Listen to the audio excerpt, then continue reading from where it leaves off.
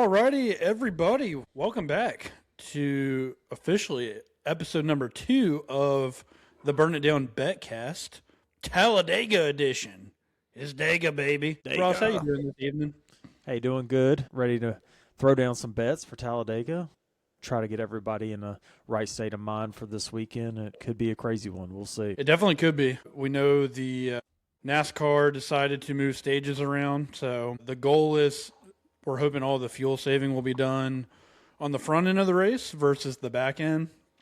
Theoretically, we're hoping everyone's going to go all out in stage 2 and stage 3. We talked a little bit about that when we previewed on our last episode. I'm sure some of them will still probably find a way to try to save some fuel so that you can put less in it. But Talladega is the ultimate wild card, Ross. I mean, do you think it's still kind of feel like it's still that way, or is it a little bit more precise now? I think manufacturers have so much to do with it. Whoever's out front of each manufacturer seems to have the advantage. So basically up to the guys to be the one that has to be on the pit road the least amount of time that last pit stop, because that's the guy that's going to be leading their manufacturer, and that seems to be the guy in charge for most of the race. So it's going to be interesting, especially with the full throttle at the end of the race. I would not be surprised to see not a lot of movement at the front of the field the last 45 laps of the race Sunday. So, that opens you up for some live betting too. I don't know how late live betting stays open, but, just keep an eye on those lines late in the race. Yeah, that's a good call. I do love me some live bets. You can kind of get a feel of the race and kind of get a feel of, the direction of where things are going and, who might be a front runner. So, we mentioned it last week.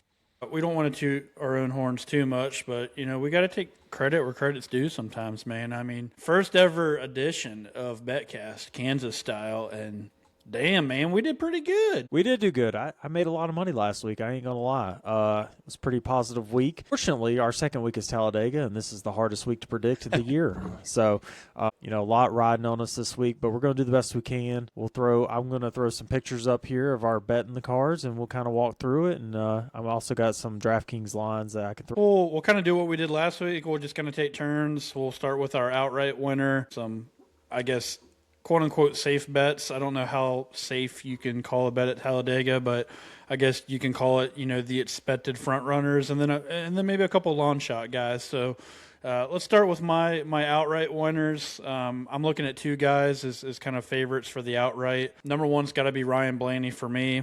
I know Toyota has been extremely strong, but you can never count out Team Penske, and especially Ryan Blaney. I really think you can't go wrong with really any Team Penske driver.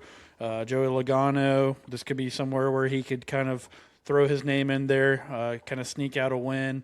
Austin Cindric, too. We haven't really talked a whole lot about him, but I think Austin Cindric is a really underrated plate racer, in my opinion. Mm-hmm. But the leader of that Penske brigade for me is going to be Ryan Blaney. Got him at plus 1,000 on FanDuel right now, so 10 times your money for Mr. Blaney. My other outright, how can you not go with this guy right now? The hottest driver in NASCAR, our Daytona 500 champion, Mr. Tyler Reddick. If you like Tyler Reddick getting his 6th win of the season, he is a previous winner at Talladega as well. I think he's a little bit of a, kind of unsung hero on the super speedways as well. So just a smart guy. Obviously his cars are extremely fast right now, and you can get him at 18-1 right now. So, not a bad bet to go with the hottest driver in NASCAR and 18 times your money. Mm-hmm. Yeah, Tyler Reddick is averaging a 10.5 average finish at Talladega the last 4 next-gen starts. Very impressive. He's definitely going to be a front runner. He is actually the number 1 player in DFS, so anybody drafting, he will be your most expensive target. He is at $10,500 this week. So that's unheard of for Tyler Reddick. Especially at a plate track. So Blaney and Reddick are kind of my go-to guys if, you want the kind of best odds, in my opinion, or kind of best bang for your buck. This last guy for me, though, I wouldn't sleep on him, Ross. I know he hasn't, been super fast the last 2 years, but this guy's a Daytona 500 champion. He's won multiple super speedway races. I think he is a fantastic plate racer. you can grab Mr. Ricky Stenhouse at 30-1 odds this weekend. So if you like lawn shot guys, I don't think there's anyone better than Mr. Ricky Stenhouse at Talladega. Couldn't agree more, Josh. Ricky actually finished second in the 500. He knows where to get late at these races to make sure he's up near the front. He'll hide the first two stages, but that third stage he'll be there. So definitely like that pick of Ricky Stenhouse, 100%. So I'll go through my outrights. Yeah, give me your outrights, Ross. Who you got? So I went a little bit more on the how do I say this? A little bit more on the outside. The way I was thinking about it is that we've had that have should have won, could have won. And the first two of those guys were Bubba Wallace and Carson Hocevar. I think both of those guys are going to be really strong there at the end. Hocevar has a way of getting himself to the front at the end of these races. So I'm actually going to say Hocevar is my number one this week. I'd hate to see it happen, honestly, but if it does, I'll make some money. And then Bubba, obviously. Ryan Preece, he always finds a way if he's not running into someone or flipping through the infield at Talladega. He finds a way to get up front. He finished second there last year, I think. He probably should have beat Austin. Him and Austin Cindric were neck to neck when Austin Cindric won. And then Denny at 2,200. You never see Denny at 2,200. I said, why the hell not? Threw him on there. Again, this is Talladega. I don't think any of us have a great feel for this, but hey, we'll take a chance and we'll see what happens. I mean, those are all great guys to bet on. Obviously, I can see Carson, easily getting his first win. Bubba, part of that 23-11 group. Bubba's won at Talladega as well, and he's got multiple, podium finishes at super speedways. And then Denny Hamlin at 22-1 is insane to me. I know his luck hasn't been as good in this next gen car for whatever reason. He just hasn't quite figured. I don't want to say he hasn't figured it out, but it certainly isn't the dominance that we've seen. Us, like we said, you can't really go too wrong with any picks here at Talladega with any of those guys. So I'm going to move on to my top five. I already mentioned this guy, Team Penske. I like Ryan Blaney as well for a top five. So if you're unsure about Mr. Blaney going out and getting a win, I think a top five is always a good bet for Ryan Blaney. And you got plus money. It's plus 125 for Ryan Blaney. So you can almost actually a little bit more double your money. His teammate, Austin Cindric, I like him for a top five at plus 150. That's 1.5 times your money. And then your guy, Bubba Wallace, plus 155. So 1.5 times your money. So a little bit more conservative on that side for me. No real long shot top five for me. Those are all just consistent guys that we kind of expect to be toward the front. Yeah, I love those picks. Obviously, Penske, they're going to lead a lot of laps Sunday. They're going to stay up front. The main thing with Penske is, are they going to be able to finish the race? That's always the issue. I would love to bet on Joey Logano, but he has one of the worst average finishes in the garage at Talladega, even though he's led probably more laps than anybody in the next-gen era. But, yeah, good picks there. So I will go to mine now, and let me pull it up. I saw what you were talking about last week. I know how to cut it out now. Just doubling down on Carson Hocevar and Ryan Preece to maybe stay up front. I'm kind of hoping one of them battle it out. Again, this is all just guessing game. I really have no idea. If Carson can get to the end of the race, I think he has a great shot of finishing top five, and I might sprinkle in a top five on that and just ride him all the way till top 10. I'll go ride the Dente. And you know what? I'll go ahead and do my top 10s so I don't have to switch back and forth in the pictures. Yeah. But William Byron, he has the second best next-gen era top 10 or average finish. His average finish is actually, I think, 12.75. So when he makes it to the end of these races, he's usually in the top 10. Obviously, he has the 2 Daytona 500 wins. He's never been a standout at Talladega, but you know what? I think he can finish top 10. Ricky Stenhouse, same reason that you're taking him as a race winner. I'm taking him in for a top 10. Hangs out. He stays where he needs to be. And, he's always there at the end of the race. And I think he'll be in the mix, and I think he'll be in the top 10 for sure. And then number 3, Kyle Busch at plus 110. Why not? RCR needs a top 10. Why can't it be Kyle? This might be the week. We'll see. They certainly need something positive over there. My top 10, I matched you on one with Mr. Ricky Stenhouse. If you're afraid of the 31 odds, 32-1 odds to get the win. I like Mr. Stenhouse for plus money at plus 130. And then my other two, I kind of did a little bit of a long shot for both of these guys. Riley Herbst is plus 330 for a top 10.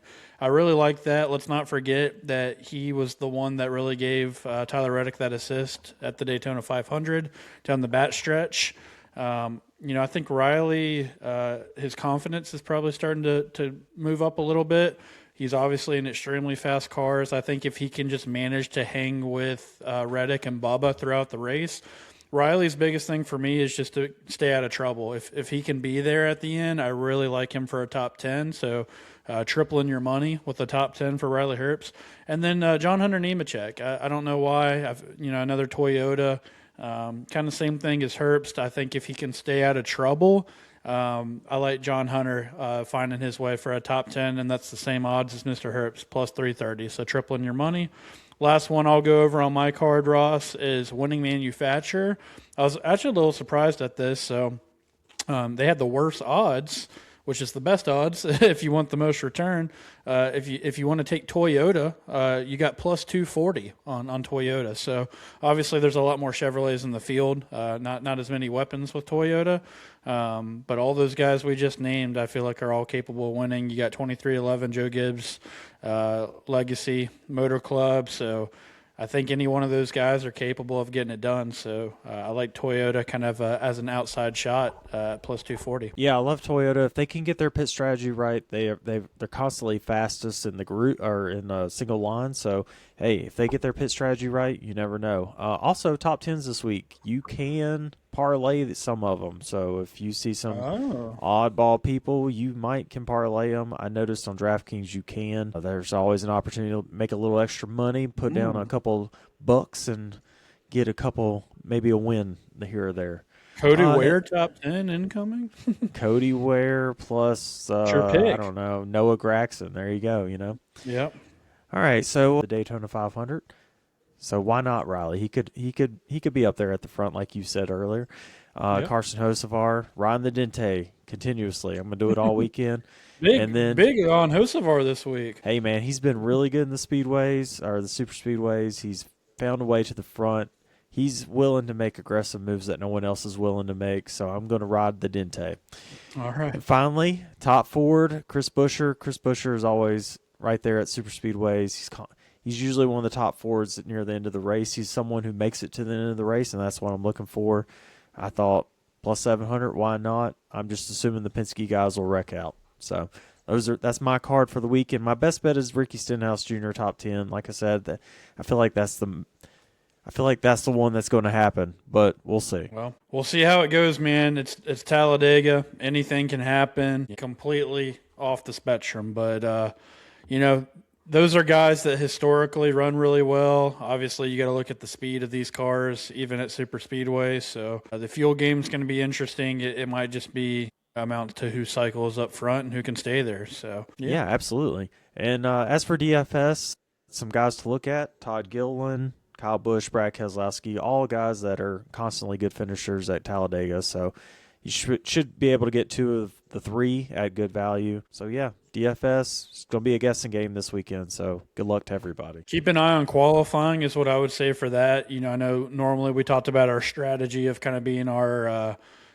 dominators and whatnot. I feel like it's a little bit different at super speedways. You really want to look at maybe some guys that are starting, deeper in the pack that you can maybe get for a good value and kind of stack up on kind of those guys that are, 20th or worse, 25th. You maybe grab a couple guys who are starting 30th, and even if they can finish, 10, 15 spots above where they're at, it's a little bit harder to pick a dominator at Talladega. You just got to think about someone that's going to lead a lot of laps, obviously. So that's my plan, at least going into this weekend. I'm going to try to pit some guys that are maybe starting in the back and who might get surprise, good finishes. Yeah, same thing here. The only guys I'm actually avoiding this week are the 78 car and the 66 car. They're just too slow. They're not good cars. Anyone else is on the table. Even the 51 car seems to be able to get a top 15 here or there at Talladega and Daytona. So, hey, if you get Cody Ware at 4,800, do it. Tommy Baldwin might have something to prove this week, so he's out to make up for his driver's mistakes. Oh, yeah. I'm just kidding. They're going to definitely pop a tire and wreck this week, so it'll happen. 100%. Well, you got anything else, Ross? Are we good to go? That's all. That's all I got. No more bets I can possibly make because I'll be out of money. Well, good luck to all you. Everyone enjoy the race. It's Dega, baby. Pop a cold one, and we'll see you guys Sunday night to talk about it.